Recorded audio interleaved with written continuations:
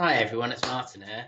Well, I've been getting loads of messages from you guys over the last few days asking where I've been, so I just wanted to make a quick video to tell you.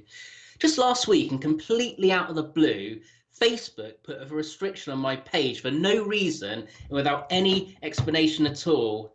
It said, stories from your page are not being shown in newsfeed. This could be, and note the word could, this could be due to activity from your page that doesn't comply with Facebook policies. The limit is temporary and expires on Friday, the 25th of October. Well, this restriction means that for 1 week, none of my posts will appear on your timeline, hence why I've appeared to be so quiet. I can only assume that it's politically motivated, as I strongly support Brexit. It's not related to any of the community standards, as I've read these many times and it's clear it doesn't conflict with anything. The least they could do is actually tell me what it's for. Now we have to start asking where this is leading us. I mean, I typically get a post reach of over 2 million, yet with no justification, I am being silenced. The appeal is a complete waste of time, as it seems to fall on deaf ears and is just ignored. But it's not just me that this happens to, it happens to many others, while some are thrown into Facebook prison for 30-day stints. The silences of people like myself, who just show and share things for debate, could be classed as fascism. And although the technology is different, the suppression of free speech is something that was common in 1930s Germany when the Nazis rose to power. It is also common in places that are ruled by dictatorships, so we should be very concerned by this.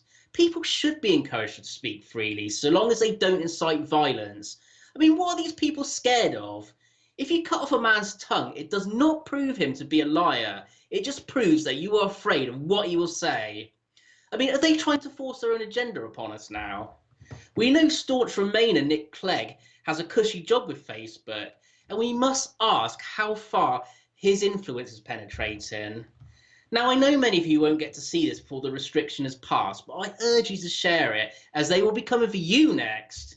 Now, I want to leave you with this extract from a poem by a German pastor who reflected on his time during the Nazi rise in Germany.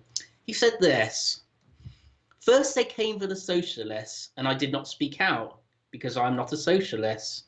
Then they came for the trade unionists, and I did not speak out, because I was not a trade unionist. Then they came for the Jews, and I did not speak out, because I was not a Jew. And then they came for me, and there was nobody left to speak for me." Now, guys, the message is clear.